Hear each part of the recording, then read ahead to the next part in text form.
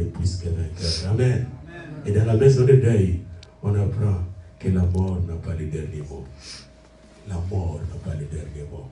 La mort, 1 Corinthiens 15, a été vaincue par le Seigneur des Seigneurs. C'est vrai que je veux mourir un jour, mais ne vous en faites pas. Je veux mourir pour partir vers lui. C'est vrai que maman Thérèse est décédée physiquement, mais ne vous en faites pas, frère. Maman est déjà auprès du Seigneur. Amen. Levez-vous pour prier le Seigneur. Et pendant ce moment, j'aimerais inviter l'évêque Damien, si vous pouvez vous approcher ici, et vous terminez par là, et le pasteur de l'église, et on va prier ensemble avec lui, s'il vous plaît. Le pasteur de l'église est ici, ou c'est lui qui le représente. Nous sommes tous des sacrificateurs, vous savez ça? Il n'y a pas de laïcs dans l'église de la Nouvelle Alliance, vous savez ça? Les laïcs, tout ça, c'est la vieille église catholique. Hein? Les laïcs étaient des ignorants. Mais nous, dans le Seigneur, nous sommes tous un royaume de sacrificateurs. Hein? Je vous réfère ici à Apocalypse 1, 5, à celui qui nous aime et qui nous a délivré de nos péchés par son sang et qui a fait de nous un royaume de sacrificateurs. Dites à votre ami, je suis un royaume de sacrificateurs. Dites à votre ami à côté, je suis un royaume de sacrificateurs. Dites à votre ami, je suis un sacrificateur et un roi. Je suis un sacrificateur, un roi. Amen. Amen. Et nous devons lever nos mains vers lui comme sacrificateur, un roi pour prier pour notre frère. Vous pouvez tourner et lever vos mains. Parce que vous pouvez rester debout. Restez debout. Restez debout. Frère, touchez-lui, s'il vous plaît. On va le toucher. Seigneur notre Dieu, nous te levons. Nous te bénissons pour cet homme que tu nous as donné sur cette terre. Merci pour la mère que tu lui as donnée et qui l'a élevée en statut, en grâce et en sagesse devant Dieu et devant les hommes. En mettant nos mains sur lui, nous imposons nos mains par la foi sur toute la famille pour te demander une seule chose. Console toute la famille, Seigneur. Bénis toute la famille, Seigneur. Donne-leur des grandes surprises comme tu as fait pour moi quand je perdis ma mère. Tu m'as surpris des bénédictions en abondance pour me consoler et me fortifier. Seigneur, ton serviteur a besoin de toi pendant qu'il est ici, loin de son épouse et de ses enfants. Oh, que la solitude ne soit pas son lot, qu'il sente ta présence. Et que la grâce de Dieu l'accompagne. Que le Tout-Puissant te fortifie, mon bien-aimé. Et que le Dieu de gloire te conduise de victoire en victoire. Que la consolation du Saint-Esprit te soit accordée maintenant et à jamais. Père, nous t'adorons, nous t'élevons. Merci parce que tu écoutes toujours nos prières. Lorsque nous te prions au nom de Jésus-Christ, le Seigneur des Seigneurs et le Roi des Rois. Et le peuple de Dieu dit Amen. Amen.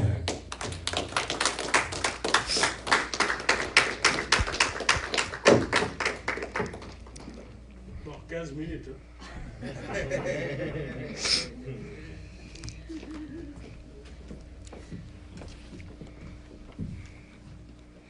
Selon le pasteur Tchafouila,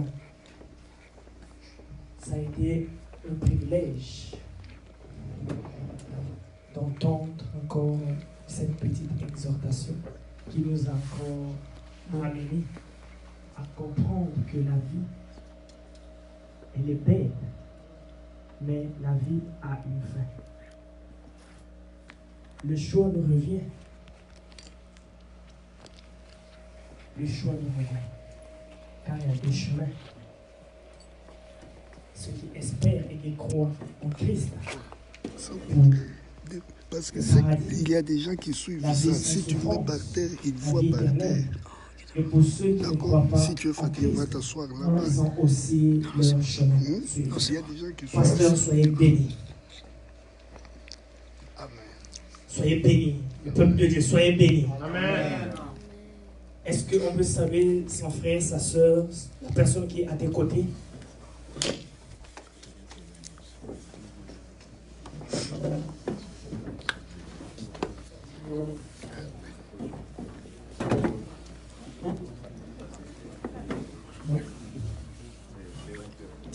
Tu es fatigué?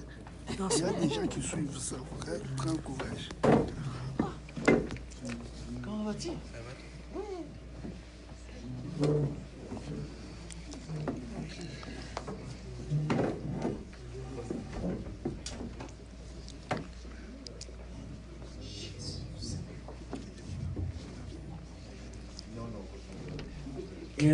Sans plus tarder, je vais inviter le bishop Daniel pour nous donner le témoignage de notre chère mère Thérèse, notre grand-mère qui nous a quittés. Veuillez vous asseoir, s'il vous plaît.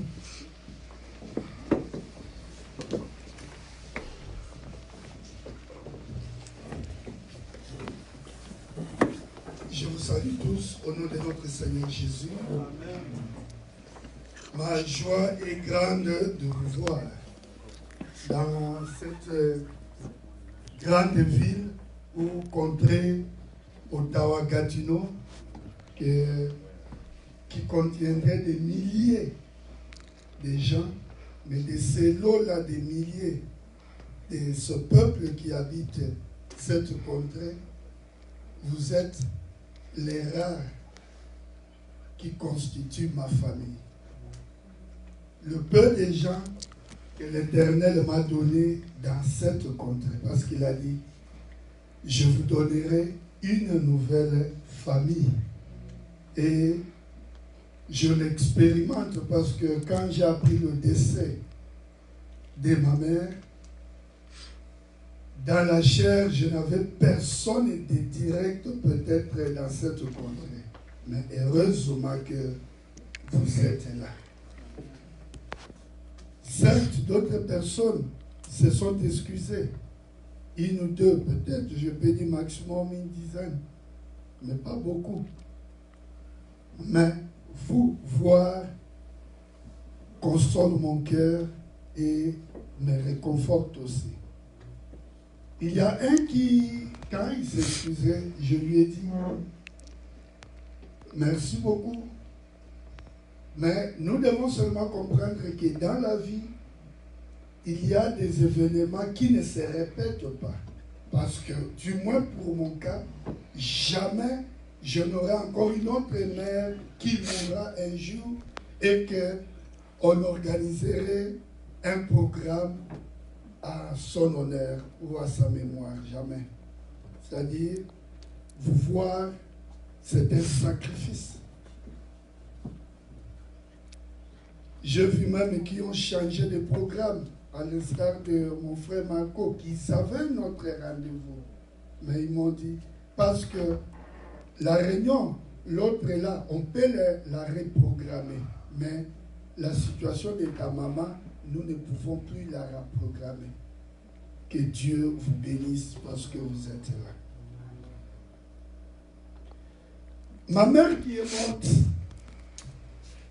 fut ma confidente. Je peux dire, dans un langage terre à terre, mon bras droit, en dehors de mon épouse. Elle connaît des noms. Marco, elle connaît Papa Diafila, elle connaît Guy, tout mon entourage, ma ceinture, même là où j'ai commencé à travailler, elle connaît les noms. Pourquoi? Parce qu'elle était une femme de prière.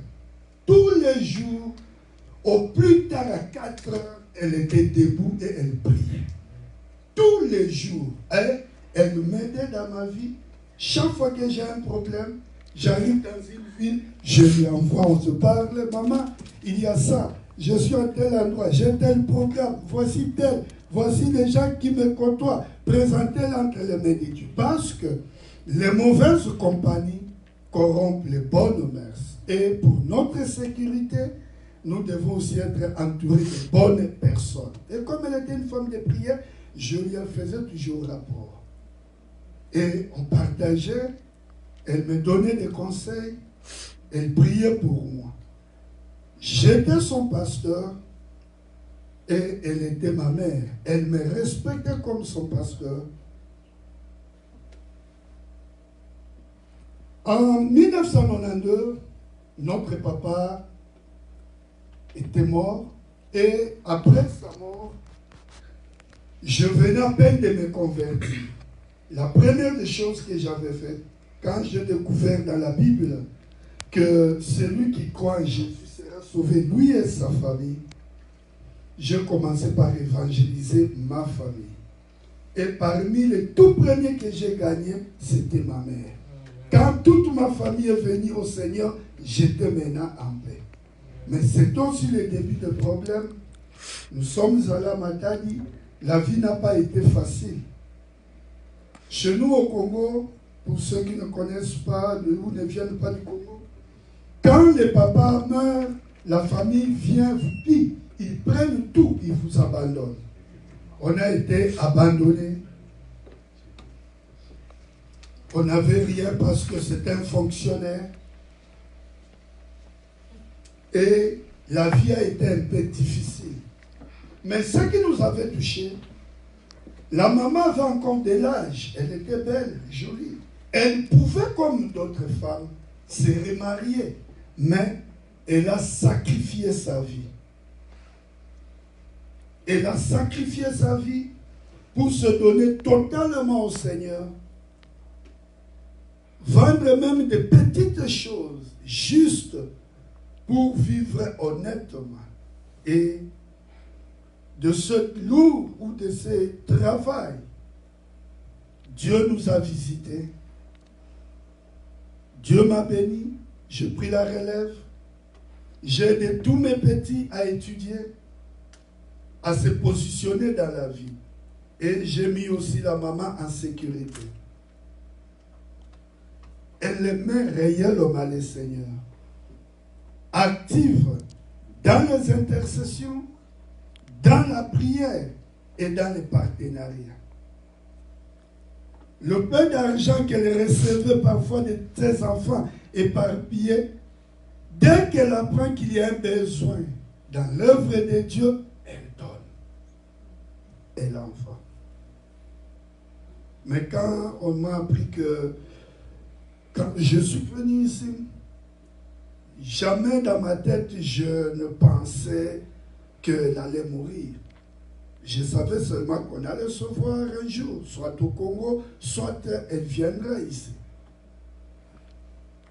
Mais le destin a décidé autrement. Quand on m'a appris qu'elle était à l'hôpital, la veille de sa mort, quand nous parlions au téléphone, je sentais dedans de moi qu'on lui donne de l'argent. J'ai appelé mon épouse, j'ai dit, Louise, prends de l'argent, donne à maman. Ça, ce n'est pas pour les médicaments, mais qu'elle achète ce qu'elle veut, ou un sucré, ou quelque chose. Donne-lui seulement cet argent comme ça.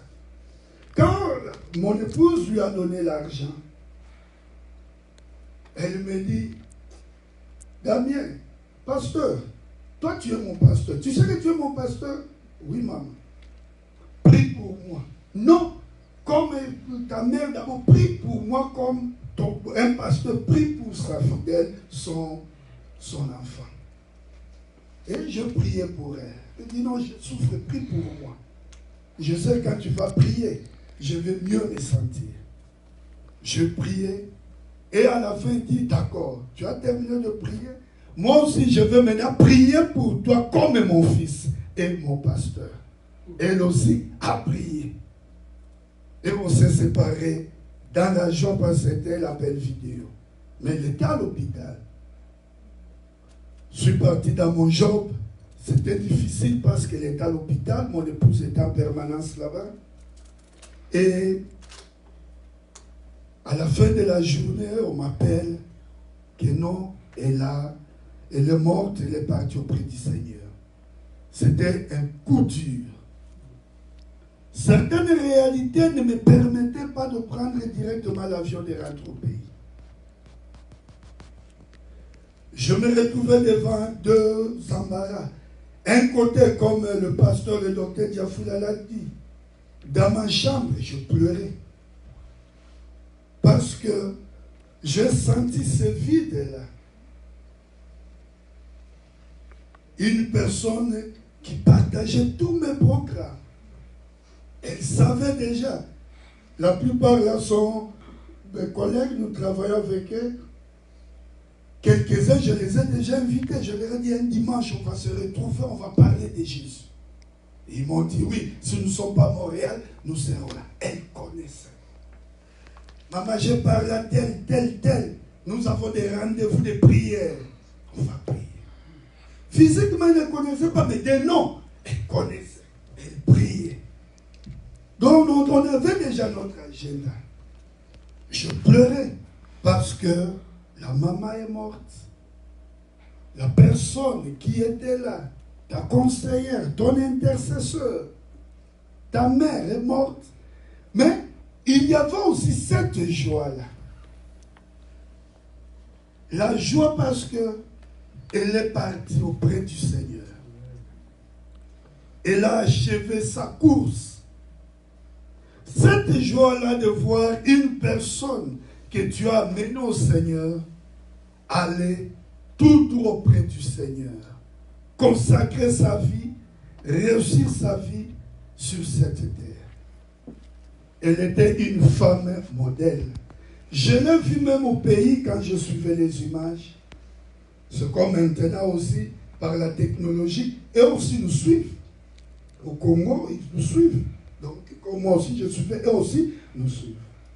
Quand je regardais les images, j'ai vu depuis 92 jusqu'à aujourd'hui, presque 25 ans, le nombre de gens venant de la famille de mon père qui sont venus à Mandal. Ils ont fait plus de 365 km. 365 km au Congo, ce n'est pas comme ici au Canada. Au Canada, 2 heures, vous êtes là. Mais là-bas, il faut compter 5 heures.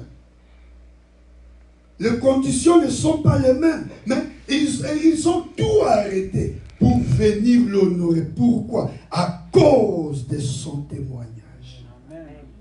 À cause de cette bonne odeur qu'elle répandait. Elle était un agent de paix, de réconciliation entre les familles. Elle pesait dans la famille de mon défunt papa. 25 ans après, ils sont venus une dizaine.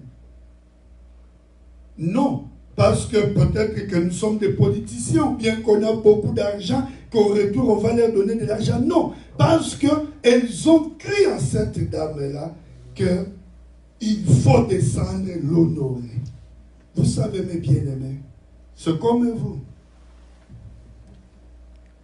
Il y en a qui peuvent me faire des interacts parce que je suis éprouvé. Mais la priorité dans la vie, ce n'est pas d'abord l'interact, mais c'est ta présence. C'est un sacrifice. Je vais donner un exemple. Vous voyez la baleine dans l'eau et que cette baleine est blessée. Elle est en train de pleurer. Qui verra ses larmes? Personne. Pourquoi? Parce que les larmes sont confondues avec les eaux dans lesquelles elle se retrouve. Mais elle pleure au-dedans de lui. C'est pas facile. Une personne avec la technologie, donc tous les jours vous êtes ensemble, physiquement séparés, mais la technologie vous aide un peu à être ensemble. Mais subitement, on coupe. Elle nous a aidés à croître dans le chemin du Seigneur. Elle n'avait pas froid quand elle me voit peut-être déraper, parce que je suis une personne. Elle m'appelait poliment pour me faire revenir dans les droits chemins. Que non, ce que tu fais là, non. La façon que tu as repris telle personne à l'église, ce n'est pas correct. Tu pouvais bon l'appeler au bureau et l'aider. Donc, elle était aussi une conseillère pour moi. Elle nous a aidés à rester dans le Seigneur, à marcher dans la voie du Seigneur. Elle nous a appris la crainte de Dieu. D'un côté, elle jouait son rôle de maman. D'un autre, ce rôle-là d'enfant de Dieu, de servante de Dieu, d'intercesseur. Elle aimait le Seigneur. Elle le servait par des des sacrifices. C'est aussi une interpellation pour nous. La mort existe. Ce n'est pas parce que nous sommes dans un pays développé qu'elle n'est pas là. Le docteur Dafila m'a dit la journée, ils étaient encore dans un autre deuil. Les accidents, nous voyons, nous suivons les informations. Les incendies, la mort existe. Il y a ces rendez-vous-là quelque part. La mort n'a pas peur de président. Moi, au Congo, j'ai vu un président en fonction, en exercice, mourir. Kabila le père.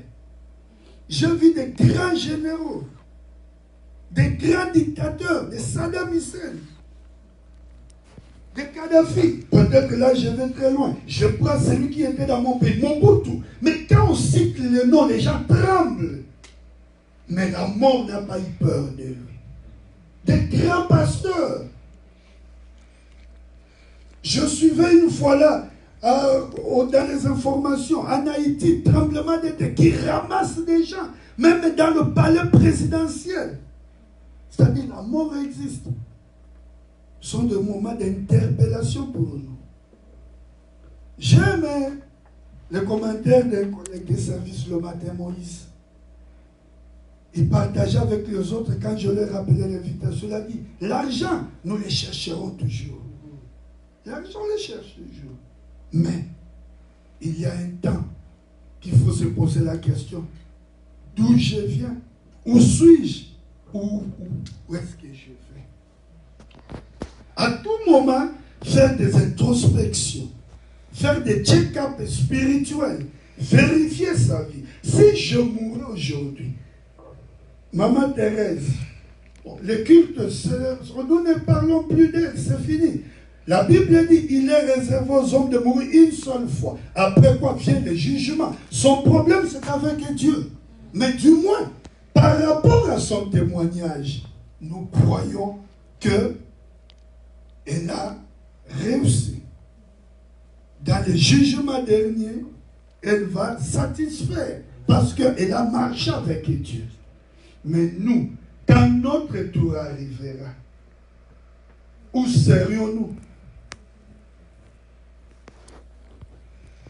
Réjouis-toi, jeune homme. Fais tout ce que le cœur te demande. Nous pouvons manger, nous pouvons boire, nous pouvons nous amuser. Ce n'est pas mauvais. Mais un jour, Dieu nous demandera des comptes. C'est pourquoi j'encourage toujours les gens. Même quelqu'un m'a dit, parce que tu travailles. J'ai dit, depuis le Congo, je suis un pasteur, mais je me travaille.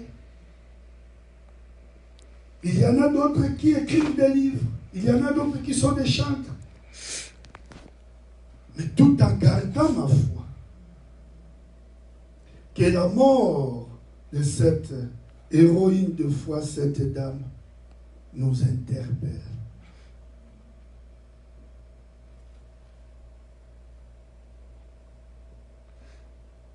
Nous interpelle, nous ramène aux trois chemins et nous permettent de tracer de nouvelles bases pour le lendemain. Parce que hier c'était son tour, demain ça sera peut-être les nôtres, qui sait? Parce que jamais je m'attendais ou j'avais cela en tête qu'elle pouvait mourir. Elle était née en 1950. Le 25 décembre 1950, elle est morte trop jeune, à 69 ans. Mais attention, c'est ici qu'elle est trop jeune. Mais au niveau du Congo, 69 ans, tu entres déjà dans les surplus.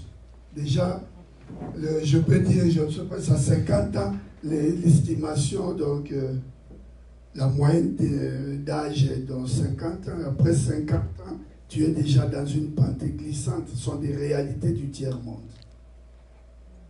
Elle était mariée légalement et dans la famille, nous sommes à 8. 5 garçons et 3 filles.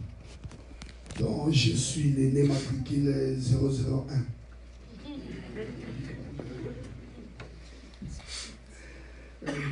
Oui, c'est bien.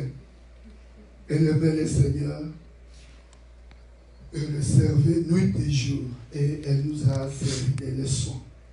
Nous aurions souhaité qu'elle continue de vivre encore. C'était vraiment notre souhait. Mais nos pensées ne sont pas les pensées de Dieu. Sincèrement, mon cœur pleurait, saignait. Mais vous êtes aussi une consolation pour moi. Même l'idée de ce programme n'était pas dans ma tête. Tout est venu de vous. Que Dieu vous bénisse. Que Dieu se manifeste aussi dans votre vie. Même l'église ici, je ne la connaissais pas. Mais je voudrais vous donner un petit témoignage. Comment nous sommes arrivés même ici. En 1997, quand Kabila le Père est entré, j'ai vu un jeune soldat, un enfant soldat, pas jeune, mais un enfant soldat. Junior Zita, il est ici à Ottawa. Je l'ai vu, je lui ai parlé de Dieu. Je l'ai amené au Seigneur. Et comme j'aime toujours servir le Seigneur avec ma poche, le pain que j'avais, j'ai dit au petit, viens manger à la maison. Je pourvoyais ses études. Et Dieu l'a visité, il s'est retrouvé au Canada, j'avais perdu. Mais quand je suis arrivé, Dieu a permis qu'on se retrouve. Il est parti dans une autre ville, il m'a présenté sa famille qui est ici. Et quand ils ont appris que je suis dans ce programme de deuil, ils ont dit, pasteur, n'allez pas chercher une salle ailleurs. Nous-mêmes, nous connaissons un pasteur. Nous allons nous parler pour que la cérémonie se fasse là-bas dans la paix et dans la joie. Et eux-mêmes, ils ont tout organisé. Sincèrement, j'ai vu que la famille est là. Quand j'ai eu quelques petits problèmes, dans mon langage, le jour que vous m'entendrez dire j'ai des grands problèmes, ne me laisse pas partir. Retenez-moi. Essayez un peu de connaître ce quoi pour m'aider. Parce que moi, quelle que soit la grandeur du problème, je le vois toujours petit. Parce que j'ai par contre un grand Dieu. Alors je ne peux pas donner au problème une grande place. Quand j'ai eu quelques petits problèmes, le papa de docteur Diafouya, que je connaissais à l'internet, on s'est sympathisé. Et il a permis qu'on se retrouve. Dieu a toujours un plan. Il ne fait rien au hasard. Alors quand j'ai appris la mort de maman, je lui ai parlé. Et aujourd'hui, je dis, il n'y a que vous qui pouvez placer une parole qui peut penser notre cœur, qui peut consoler notre cœur. Maman est morte, mais elle n'est pas morte. Elle est morte, mais la vie continue. Nous tournons la page, c'est maintenant dans l'histoire. Et nous sommes dans la course. Vous, vous êtes ma famille. Ça, c'est gravé, je ne l'oublierai plus ou je ne l'oublierai pas. Vous êtes ma famille dans cette vie. Je sais maintenant que ça vient de la nuit. Comme le jour, j'ai au moins des gens sur qui je peux compter. C'est très important. Et j'ai compris une leçon. Ne nous lassons pas de faire le bien. Je n'étais pas au Congo, mais ma mère a été enterrée dignement. Les gens étaient là parce qu'on a laissé une bonne odeur, parce qu'on servait Dieu dans la vérité. Leur présence aussi nous a réconfortés. Que Dieu, dans son amour, vous bénisse abondamment. Je tiens à vous remercier pour la prière. Peut-être vous croirez que c'était juste quelque chose de petit. Mais nous connaissons la valeur et la puissance de la prière. Tout ce que vous avez dit, croyez que Dieu l'accomplira dans ma vie et dans ma famille. Mes frères, mes sœurs qui participent aussi avec nous dans ce programme, il fait déjà très tard au Congo, je crois 2 heures du matin, mais ils ont tenu à être des nôtres. Vous n'êtes pas seuls, c'est aussi de pleurer. Quand vous disiez, vous êtes seul là-bas, non, il y a tout ce monde. Caméraman, montrez-le tout ce monde, qu'ils voient que je ne suis pas seul dans cette ville. Qu'il y a aussi un monde ici. Il y a des Ivoiriens, il y a des Congolais, il y a des Vénézuéliens, des Colombiens, mes amis, des Colombiens, il y a des Portugais, il y a des Québécois, il y a des Haïtiens. Donc, oui, Haïti, ça a toujours été dans notre programme d'intercession. Si maman pouvait entendre, elle connaît malheureusement, elle n'attend pas. Elle sait qu'on priait depuis le tremblement de terre. Ça fait plus de 5 ans comme ça qu'on a mis Haïti dans notre agenda de prière. Je disais toujours, un jour, j'irai en Haïti. Et Dieu m'a donné aussi des Haïtiens qui m'amèneront là-bas. Si je n'arrive pas en Haïti, Dieu te demandera des comptes. Nous irons en Haïti non pour aller dans des boîtes de nuit, mais pour amener la parole de Dieu. Toi-même, tu parleras des frères. Tu leur parleras de l'amour de Dieu. Tu leur parleras de Jésus. Tu leur parleras de ce que tu as vu en Jésus. Comment il a changé ta vie, comment il a béni ta vie. Vous savez, mes jeunes frères, je vous vois ici au Canada, dans des belles bagnoles, belles voitures. Vous avez de l'argent. C'est une grâce de Dieu. Mais s'il faut rentrer un peu en arrière dans l'histoire, vous verrez qu'il y a aussi des aïeux ici qui ont payé les prix pour que vous soyez bénis aujourd'hui. Les prix dans l'évangélisation. Ils sont venus dans le tiers-monde, en Afrique, en Amérique latine. Plusieurs sont morts pour apporter la bonne nouvelle, pour servir Dieu. Et Dieu, dans sa fidélité, il bénit votre pays. N'arrêtez pas cet élan-là. Vous aussi, continuez dans leur chemin. Moi aussi, je suis jeune. C'est pourquoi je me suis... Aujourd'hui, j'ai refusé de porter le noir. Pour ne pas toujours montrer que je suis en deuil. Non, je suis dans la joie. J'ai dit, je veux bien me saper, porter quelque chose là comme si j'allais dans une fête. Pour moi, c'est une fête. J'ai mis ma veste au lieu d'être en noir là, comme si, non. La mort, c'est aussi de l'espérance pour nous qui avons Jésus. Donc, je voudrais que cela entre aussi dans mes amis. Nous en parlerons davantage. Tout en cherchant l'argent, mais d'un côté aussi, nous parlons de Dieu. Et vous verrez, quand on associe Dieu dans la recherche de l'argent, il devient fantastique. Amen. Ouais, pour terminer, je voudrais vous remercier tous, en commençant par le pasteur.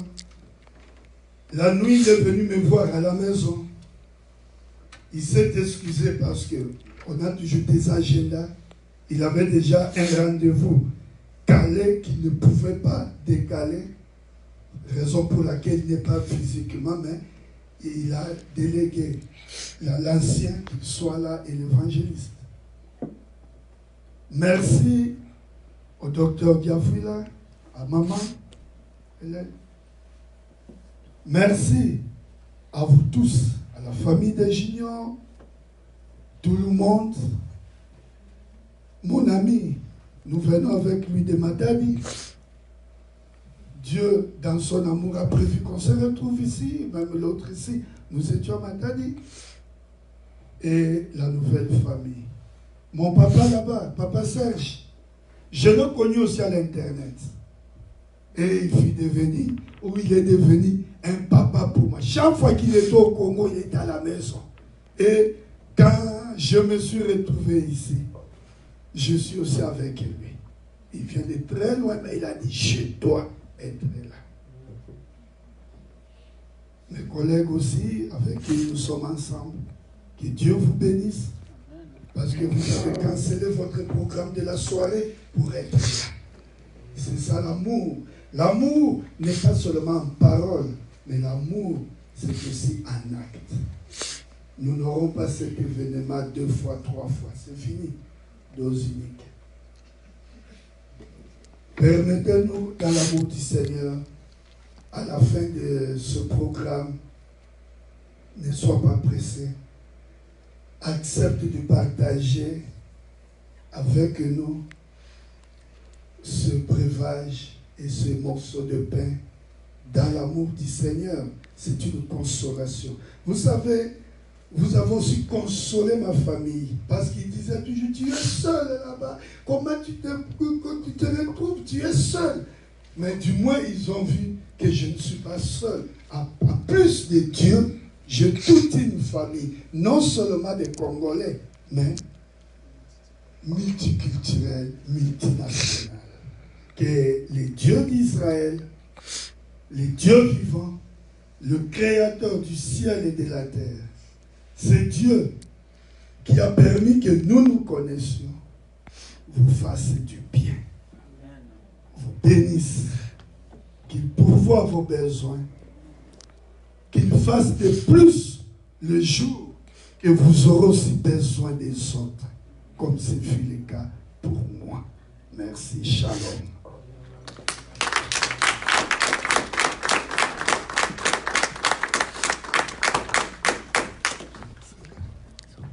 Merci beaucoup, pasteur. Et ce que la Bible dit, il y a chaque chose à son temps. Il y a un temps de naître, de grandir, de mourir. Il y a un temps de pleurer, un temps de rire. C'est pourquoi nous avions quelque chose. Nous avons des repas qui sont préparés là pour nous. On va les partager ensemble pour continuer toujours à montrer à notre frère, notre collègue, notre pasteur, notre évêque que nous sommes toujours à ses côtés et on sera toujours à ses côtés.